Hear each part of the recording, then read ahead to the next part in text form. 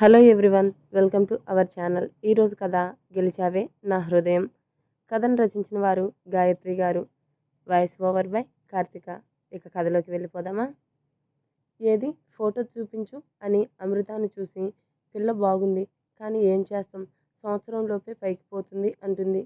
ఇప్పుడు ఎక్కడ ఉంది కన్నా నీ భార్య? అమ్మమ్మ, బావ భార్యని నేను, తను కాదు.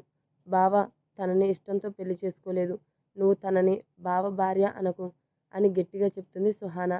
అప్పుడు తులసి గారు ముందుకు వచ్చి, చూడమ్మా సుహానా, ఆర్యు తనని ఇష్టంతో చేసుకున్నా, ఇష్టం లేకుండా చేసుకున్నా మెడలో తాళి కట్టాడు అంటే వాళ్ళకి ఇప్పుడు పెళ్ళి అయిపోయినట్టే. తను ఇప్పుడు ఆర్యు భార్యే అవుతుంది. ఆర్యన్ సుహానా ముందు నిలబడి, నాకు తెలుసు సుహానా, నీకు ఇదంతా చాలా కష్టంగా ఉంటుంది అని. నువ్వు ప్రాణాలతో ఉండడమే నాకు కావాల్సింది. నీ ప్రాణం కోసం ఇంకో ప్రాణాన్ని నేను బలిస్తున్నాను అంటే అర్థం చేసుకో. నువ్వు నా జీవితంలో ఎంత ముఖ్యమైన వ్యక్తివో.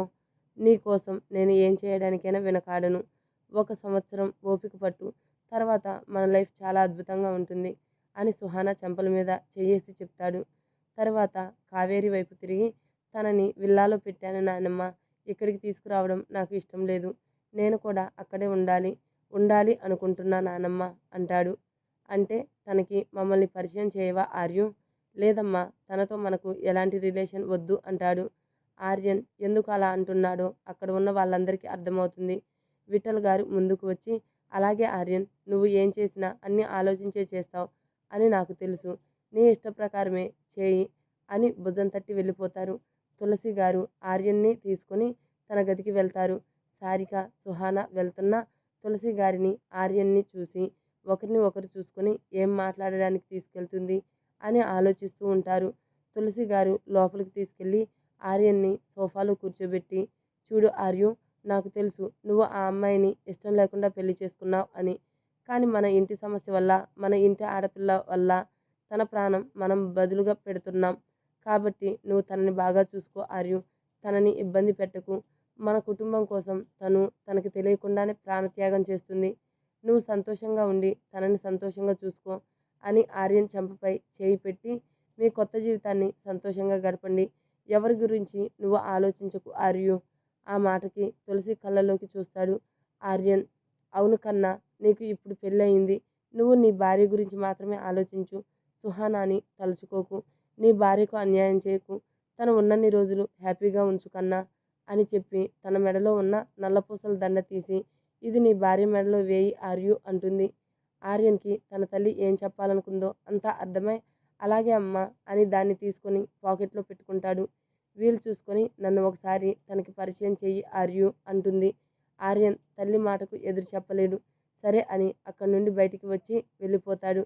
సుహానా తన రూమ్లో కూర్చొని, ఛ, బావ ఇప్పుడు దాన్ని ఎవరినో పెళ్లి చేసుకున్నాడు, దాంతో బావ ఫిజికల్గా కలుస్తాడు అని ఆలోచించి, ఎన్ని రోజుల్లే, ఒక 10 నెలలు, అది చచ్చాక అప్పుడు బావ నా సొంతం అవుతాడు కదా అనుకుంటుంది.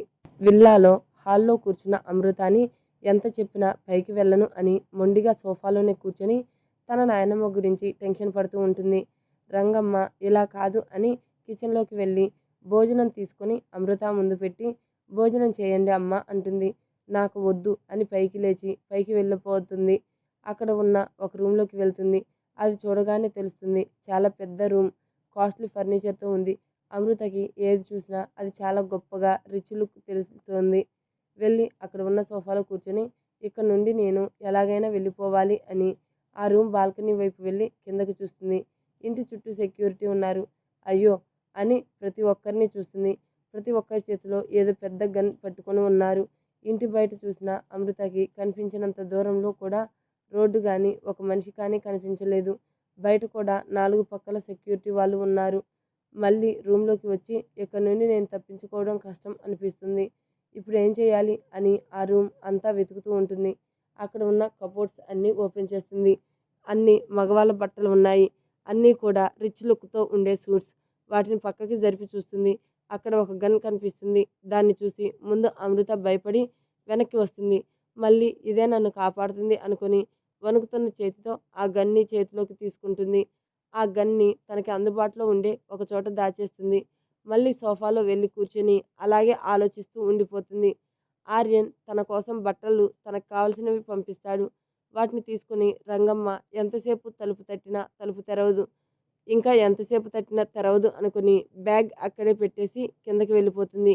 ఆర్యన్ ఒక డీల్ కోసం ముంబై వెళ్ళి అక్కడ తన ఫ్రెండ్ యాంటోనీతో కలిసి లైట్గా డ్రింక్ చేసి చేతుకున్న వాచ్ వైపు చూస్తాడు. అప్పటికే ఈవినింగ్ 7 అవుతుండడంతో యాంటోనీకి బాయ్ చెప్పి ఆర్యన్, డేవిడ్ తన జెట్ ఎక్కుతారు. రాత్రి 9 అవుతుండగా విల్లాకి చేరుకుంటారు. డేవిడ్ ఆర్యన్ వెనకాలే వెళ్తూ, బాయ్, మేడం వాళ్ళ నాయనమ్మని హాస్పిటల్లో జాయిన్ చేయించాము. రేపు ఆపరేషన్ అన్నారు. హా అంటాడు నడుస్తూనే ఆర్యన్. మేడం గదిలోకి వెళ్ళి ఇంతవరకు డోర్ తెరవలేదంట. ఇంకా భోజనం కూడా చేయలేదు అని రంగమ్మ చెప్పింది అంటాడు. ఆర్యన్ అంతా విని అలాగే నిలబడి లెఫ్ట్ హ్యాండ్ పైకి ఎత్తి వేళ్లతో వెళ్ళమన్నట్టు సైగ చేస్తాడు. డేవిడ్ కిందనే ఉన్న ఒక రూమ్లోకి వెళ్ళిపోతాడు. ఆర్యన్ వెళ్ళి అమృత ఉన్న గది డోర్ నాక్ చేస్తాడు. అయినా కూడా అమృత డోర్ తెరవదు. ఆ ఇంట్లో ప్రతి గది కీస్ ఆర్యన్ దగ్గర ఉంటాయి. ఇంకో గదిలోకి వెళ్ళి కీస్ తీసుకుని వచ్చి డోర్ ఓపెన్ చేస్తాడు. అప్పటి వరకు సోఫాలో కూర్చున్న అమృత డోర్ చప్పుడుకి లేచి డోర్కి ఇంకోవైపు కనబడకుండా నిలబడుతుంది. లోపలికి వచ్చిన ఆర్యన్ రూమ్ మొత్తం చూస్తుంటే వెనుక నుండి తను దాచిపెట్టిన గన్ తీసుకుని ఆర్యన్ వీపు మీద గుచ్చినట్టు పెట్టి, ఆగు, నన్నెందుకు పెళ్లి చేసుకుని ఇక్కడికి తీసుకొచ్చావు? మర్యాదగా చెప్పు, లేదంటే కాల్ చేస్తాను అంటుంది. ఆర్యన్ అలాగే నిలబడతాడు. అతని పెదవులు చిన్నగా సాగుతాయి. ఎందుకంటే మలేషియాలో జరిగిన పార్టీలో ఆర్యన్ పోలీసులతో నన్ను గురిపెట్టే మగాడు ఇంకా పుట్టలేదు, ఇంకా పుట్టడు కూడా అని చెప్పిన డైలాగ్ గుర్తొచ్చి చిన్నగా నవ్వుతాడు. అమృత ఇంకా గుచ్చినట్టు పెట్టి, నేను అడిగిన దానికి సమాధానం చెప్పు అంటుంది. దానికి ఆర్యన్, నీకు నేను ఎందుకు పెళ్లి చేసుకోవాలన్నానో తెలియాల్సిన అవసరం లేదు అని ఒక్కసారిగా వెనక ఉన్న గన్ని తీసుకోబోతూ ఆ సెకండ్లోనే అమృత గన్ ఇవ్వకుండా గట్టిగా పట్టుకోవడంతో ఇద్దరు స్లిప్ అయ్యి అక్కడే ఉన్న బెడ్ మీద అమృత, తన పైన ఆర్యన్ పడతారు. అయినా కూడా అమృత గన్ని మళ్ళీ ఆర్యన్ ఎదురు మీద గురి పెడుతుంది. ఆర్యన్ అమృత మీద నుండి లేవకుండా అలాగే అమృత మొహంలోకి చూస్తూ షూట్ మీ అంటాడు. అమృత షూట్ చేసేస్తాను అని భయంగా కోపంగా చెప్తుంటే ఐ సెడ్ షూట్ మీ అంటాడు. మళ్ళీ అమృత ఆర్యన్ తనని బలవంతంగా బెదిరించి పెళ్లి చేసుకున్నాడు అన్న కోపంలో ట్రిగర్ నొక్కుతుంది కళ్ళు మూసుకొని. కానీ ఆర్యన్ అమృత కళ్ళలోకి సూటిగా చూస్తుంటాడు. ట్రిగర్ నొక్కినా కూడా షూట్ అయినట్టు సౌండ్ రాకపోవడంతో కళ్ళు తెరుస్తుంది. ఆర్యన్ సైడ్ స్మైల్ చేస్తూ, ఈ గన్లో ఎప్పుడు బుల్లెట్స్ లోడ్ చేసి ఉంచను అని అమృత గురిపెట్టిన చేతిని బెడ్కి ఆనించి మొత్తం అమృత మీద పడి అమృత పెదవుల వైపు చూసి వాటిని అందుకుంటాడు. అమృత ఎంత గింజుకుంటున్నా చేతులు వదలకుండా ఆ ముద్దుని గాఢంగా మార్చాడు. ఇద్దరికి అది మొదటి ముద్దు. ముద్దు పెడుతూనే అమృత చేతిలో ఉన్న గన్ని దూరంగా పెట్టేసి చేతులు మెల్లిగా వదులుతూ వచ్చిన ఆర్యన్ తన చేతులను అమృత నడుము కింద పట్టి అలానే కొంచెం పైకి ఎత్తాడు. పెదవులు విడవకుండానే ఆర్యన్ భుజం పట్టి వెనక్కి తోస్తున్న ఇంచు కూడా కదిలించలేకపోయింది అమృత. ఇంకా తననికి ఊపిరి కష్టంగా అవుతుండగా ఆర్యన్ వీపు మీద 2 చేతులు గట్టిగా బాదడం మొదలుపెట్టింది. ఆర్యన్కి అమృత పరిస్థితి అర్థమయ్యి మెల్లిగా వదులుతాడు. ఆర్యన్ వదలగానే అమృత గట్టిగా ఊపిరి తీసుకుని వదులుతూ పైకి లేచి దగ్గుతుంది. ఆర్యన్ అమృత వెన్ను వీపు నెమ్మదిగా తాడతాడు. అమృత కోపంగా ఆర్యన్ వైపు చూసి, అసలు మీరు ఏమనుకుంటున్నారు? మీరు ఎంత పెద్ద డాన్ అయ్యుండొచ్చు. అలా అని నా ఇష్టంలో పని లేకుండా నేను పెళ్లి చేసుకొని నా అంగీకారం లేకుండా నా ఒంటి మీద మీకు చేయి వేసే హక్కు ఎవరిచ్చారు అంటుంది. పక్కనే ఉన్న ఆర్యన్ కోపంగా అమృత మెడలో ఉన్న పసుపు తాడిని చేతిలో పట్టుకొని, ఇది ఇచ్చింది నిన్ను తాకే హక్కు అంటాడు. దానికి మూతి పక్కకు తిప్పి, అది నా ఇష్టంతో జరగలేదు, అయితే ఇది కూడా నీ ఇష్టంతో జరగదు అని అమాంతం అమృతని వెనక్కి నెట్టి తన మీద చేరిపోయి తన గింజుకుంటున్న తన ఒక్కొక్క బట్టలు విప్పి విసిరి పారేశాడు. తన బట్టలు కూడా తీసి అమృతను ఆక్రమించుకున్నాడు. ఆ రాత్రంతా అమృతను వదల్లేదు ఆర్యన్. ఎన్నో కోట్లు సంపాదించాడు. ఎన్నో డీల్స్ ఒంటి చేత్తో చేశాడు. ఎంతోమందిని చంపాడు. కానీ తనను ఎప్పుడూ లేని సుఖం, సంతోషం కొత్తగా అనిపించింది. ఇంకా ఇంకా కావాలని అనిపించి అమృతను వదల్లేదు.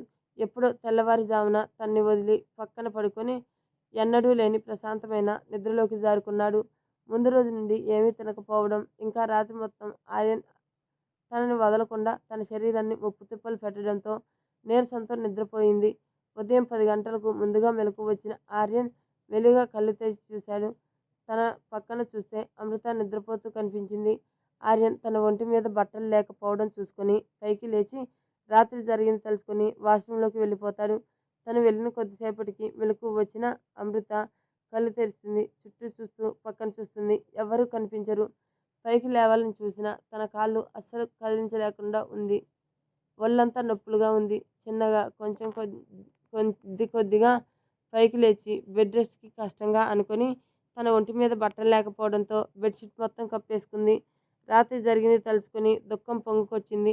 ఒక్కరోజులో తన జీవితం అలా అయిపోతుందని అనుకొని అమృత ఇప్పుడు నా జీవితం పరిస్థితి ఏంటి అనుకొని బామ్మ గుర్తొచ్చి బామ్మకి ఈ విషయం ఎలా చెప్పను, ఇప్పుడు బామ్మ పరిస్థితి ఎలా ఉందో ఏంటో, నా గురించి దిగులు పడుతుందో ఏంటో అని బెడ్షీట్ పట్టుకొని ఏడుస్తూ ఉంటుంది.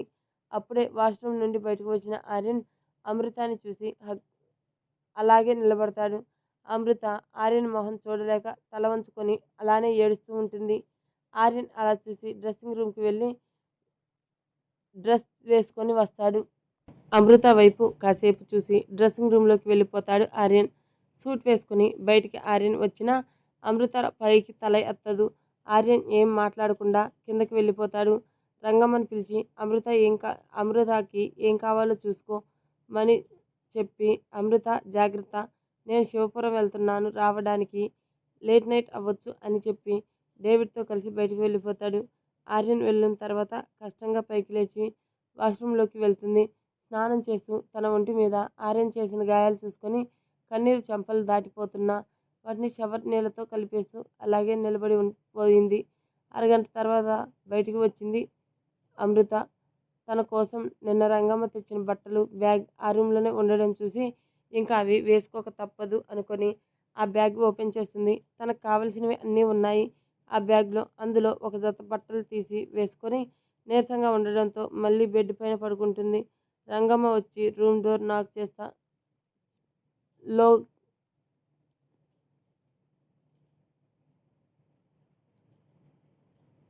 నీరసంగా ఉండడంతో మళ్ళీ బెడ్ పైన పడుకుంటుంది. రంగమ్మ వచ్చి రూమ్ డోర్ నాక్ చేస్తుంది. డోర్ వైపు చూసిన అమృత ఎవరు అని అడుగుతుంది. అమ్మ నేను రంగమ్మని అని చెప్పగానే మళ్ళీ ఇబ్బందిగా లేచి వెళ్ళి డోర్ తీస్తుంది. అమృతాన్ని చూసిన రంగమ్మకి రాత్రి ఏం జరుగుంటుందో అర్థం చేసుకుంది. అమృత డోర్ తెరిచి నడవలేక నడుస్తుంటే రంగమ్మ వెళ్ళి అమృతాన్ని పట్టుకొని బెడ్ మీద కూర్చోబెడుతుంది. బాగా నీరసంగా కనబడుతున్నారు, నిన్నటి నుండి ఏమీ కూడా తినలేదు, ఈ టిఫిన్ తిని జ్యూస్ తాగండి అమ్మ అంటుంది. తన పరిస్థితి కూడా బాగోకపోవడంతో మౌనంగా టిఫిన్ తిని జ్యూస్ తాగుతుంది. అమృత రంగమ్మ వైపు చూసి, రంగమ్మ గారు నేను ఫోన్ చేసుకోవాలి, నా ఫోన్ నిన్న పగిలిపోయింది, ఈ రూమ్లో ఫోన్ లేదు, ప్లీజ్ నాకు ఫోన్ తెచ్చిస్తారా అని అడుగుతుంది. రంగమ్మ లేదమ్మా, ఆర్యన్ బాబుకి తెలియకుండా నేను ఏమీ చేయలేను, మీరు కాసేపు రెస్ట్ తీసుకోండి, నేను మధ్యాహ్నం భోజనం తీసుకొస్తాను అని వాష్రూమ్ నుండి వెళ్ళిపోయింది. అమృత చిన్నగా ఏడుస్తూ బామ్మ ఎలా ఉందో ఎలా తెలుసుకోవాలి అని బెడ్ మీద వాలి అలానే పడుకొని ఎత్తుతుంది. ప్యాలెస్లోకి ఎంటర్ అవుతుంది ఆర్యన్ కార్. లోపలికి వెళ్ళిన ఆర్యన్ హాల్లో సోఫాలో కూర్చొని ఉన్న కావేరి ముందు నిలబడి నాయనమ్మ నేను శివపురం వెళ్తున్నాను అంటాడు. ఆ మాటకి పూజ గదిలో పూజ చేస్తున్న తులసి గారు గట్టిగా కళ్ళు మూసుకుంటారు. ఆర్యన్ చెప్పింది విని అంటే కన్నా అని పైకి లేచి ఆర్యన్ చెంపపైన చేయి వేసి అంటే నువ్వు నీ భార్య అని కళ్ళలో సంతోషంతో ఆర్యన్ వైపు చూస్తుంది. అవును నాయనమ్మ, నువ్వు అనుకున్నది నిజమే అంటాడు.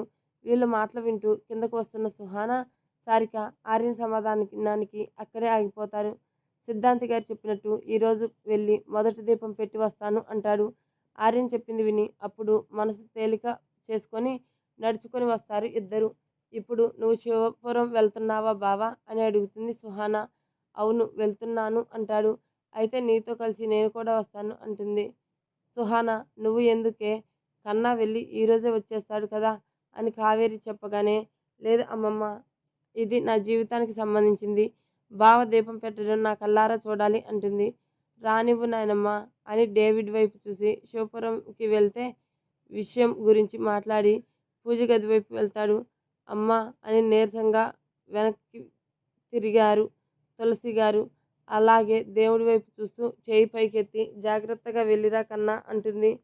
తన అమ్మ గురించి తెలిసిన ఆర్యన్ ఏం చేయలేక సుహానాన్ని తీసుకొని వెళ్ళిపోతాడు.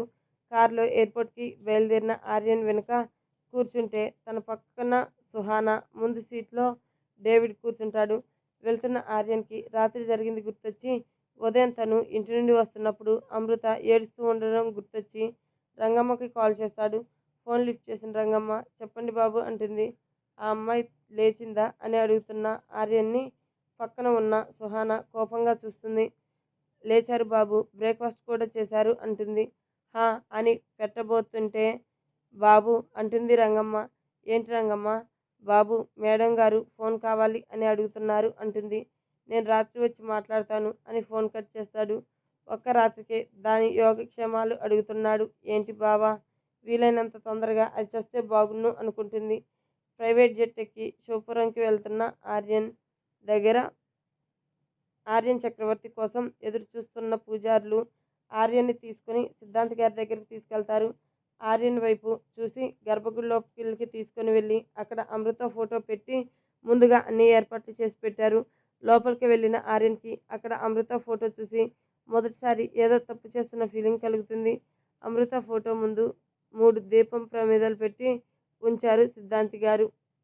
మరి నెక్స్ట్ ఏం జరుగుతుందో తెలుసుకోవాలనుకుంటే నెక్స్ట్ ఎపిసోడ్ వినాల్సిందే. Please subscribe to my channel. Thank you.